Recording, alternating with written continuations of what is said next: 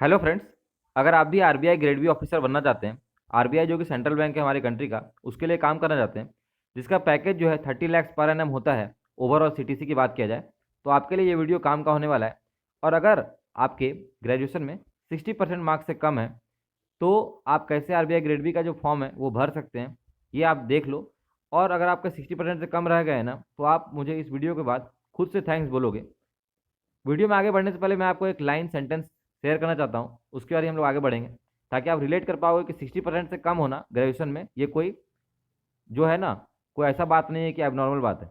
मैं ऐसे कई स्टूडेंट को जानता हूँ जिसका कि 95% मार्क्स है आपका 11th 12th में, वो भी साइंस स्ट्रीम से। 98% मार्क्स है साइंस स्ट्रीम से। जी हाँ, 98% साइंस स्ट्रीम से मार्क्स है, लेकिन ग्रेजुएशन में 60% से कम मार्क्स है। तो टैलेंट की यहाँ पर बात नहीं है। ग्रेजुएशन में क्या होता है कि कई बार फ्लो लोगों का सही नहीं रह पाता है, तो उसकी वजह से मार्क्स कम हो जाते हैं। अब मैं आपको मुद्दे की बात पे आता हूँ। तो जो भी एजुकेशनल क्वालिफिकेशन की क्राइटेरिया है आरबीआई ग्रेड बी में, जनरल पोस्ट के लिए, जनरल यानी डीआर पोस्ट के लिए, आरबीआई ग्रेड बी जैसा आपको पता है कि 3 पोस्ट होता है। तो आपके काम के जो पोस्ट है ग्रेड बी डीआर है, जनरल वाला, और ग्रेजुएशन लेवल पे ये होता है। बाकी डी पी आर और डी एस आई एम ये आपका मास्टर्स लेवल पे होता है, इसकी बात हम लोग नहीं करेंगे अभी। अभी बात करने वाले हैं हम लोग जनरल पोस्ट के लिए जो ग्रेजुएशन लेवल पे होता है। तो सबसे पहला क्राइटेरिया क्या है? Graduation in any discipline. जी हाँ, जिन्होंने संस्कृत ऑनर्स भी किया है वो भी भर सकते हैं, जिन्होंने फ्रेंच लैंग्वेज में ग्रेजुएशन किया है वो भी भर सकते हैं। तो ये क्लैरिटी हो गया कि ग्रेजुएशन किसी भी सब्जेक्ट में होना चाहिए, बीटेक होना चाहिए। बीटेक होना चाहिए तो भी हो जाएगा, किसी भी सब्जेक्ट में बीटेक वाले भी भर सकते हैं। बीटेक होना नहीं चाहिए, बीटेक वाले भी भर सकते हैं। ये क्लियर हो गया। और यहाँ पर बोला है मिनिमम 60% मार्क्स होना चाहिए। लेकिन आप बोलिएगा अभी तो तुम बोल रहे थे कि 60% से कम जिसका है वो भी कर सकते हैं, तो वो भी बता देंगे, टेंशन नहीं है। तो 60% मार्क्स होना चाहिए किसके लिए? जनरल का, ईडब्ल्यूएस का और ओबीसी का।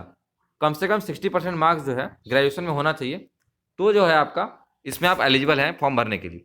आगे बढ़ते हैं, फिर मैं बताऊंगा कैसे भर सकते हो आप। और अगर यही जो कैटेगरी वाले स्टूडेंट्स जैसे एससी हो गए, एसटी हो गए और पीडब्ल्यूडी स्टूडेंट्स हैं, तो वो 50% जो है पोस्ट ग्रेजुएशन, 50% जो है उनका ग्रेजुएशन में रहे तो वो भर सकते हैं। अब यहाँ पर देखो, और के बाद जो लाइन है ना वो इंपॉर्टेंट है। और आरबीआई ने यहाँ पर दूसरा मौका दिया है, और अक्सर ये बात बोला जाता है कि जिंदगी जो है ना अक्सर लोगों को दूसरे मौके जरूर देती है। तो ये मौका यहाँ पर चौका मारना है। तो यहाँ पर बोला गया, और के बाद सेंटेंस पढ़ेंगे, पोस्ट ग्रेजुएशन या equivalent technical qualification with minimum 55% marks.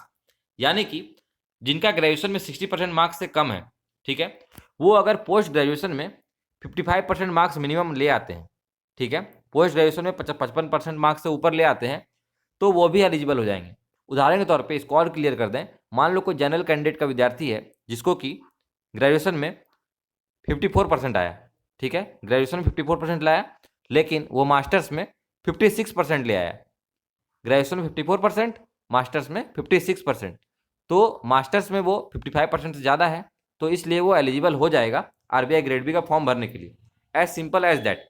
और यही चीज़ अगर एससी एसटी और पीडब्ल्यूडी कैंडिडेट के बारे में है कि अगर उनका सिर्फ पासिंग मार्क्स भी है मास्टर्स में तो भी वो एलिजिबल हो जाएंगे। एक वर्ड यहाँ पर आपको नजर आ रहा होगा, in aggregate of all semester और ईयर्स। इसका मतलब क्या है मैं बता देता हूँ।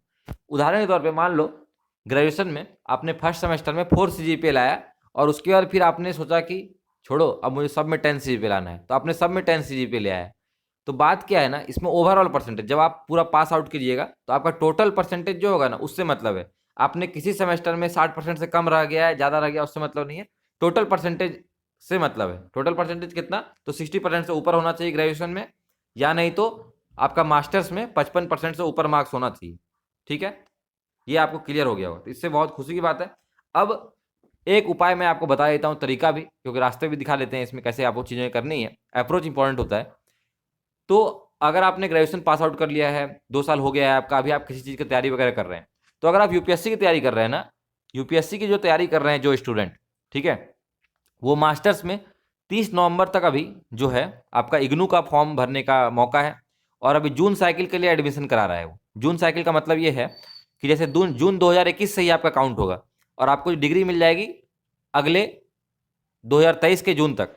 तो अगर आपने मास्टर्स किया हुआ है, मास्टर्स नहीं किया हुआ है, और अगर आप यूपीएससी की तैयारी कर रहे हैं, तो जो आपका ऑप्शनल पेपर है उस ऑप्शनल पेपर में आप इग्नू में एडमिशन ले सकते हो, सो दैट कि आपका एक बैकअप बना रहे। बढ़िया बेनिफिट क्या होगा कि आपका मास्टर्स का जो आपकी पढ़ाई होती है और ऑप्शनल की पढ़ाई होती है, उसके लिए आपको इग्नू के लिए ज़्यादा कुछ मेहनत नहीं करना है। जिस दिन एग्जाम होगा उस दिन आपको जाके एग्जाम दे देना है।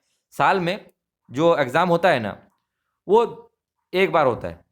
ठीक ठीक है, साल में आपको एक ही बार एग्जाम देना होता है, लेकिन आपकी मर्जी है कि आप कब देना चाहते हो। ठीक है, जैसे मान लो अगर आपका फर्स्ट ईयर का एग्जाम है जून में, ठीक है, तो आप सोचोगे कि चलो जून वाला हम छोड़ देते हैं, तो आप दिसंबर में भी एग्जाम दे सकते हो। लेकिन साल में एक ही बार होता है। जैसे हम लोगों का कॉलेज में क्या होता था, सेमेस्टर वाइज एग्जाम होता था ना, तो सेमेस्टर वाइज इग्नू में कोई हिसाब नहीं है। आप ये काम कर सकते हो। अब मास्टर्स करने से क्या बेनिफिट होगा, आपके पास एक बैकअप प्लान रहेगा कि आप आरबीआई ग्रेड बी वगैरह जॉब्स भी अप्लाई कर सकते हैं। दूसरा बात क्या है कि जिसमें आपका ऑप्शनल है उसमें आप और भी ठोस हो जाओगे।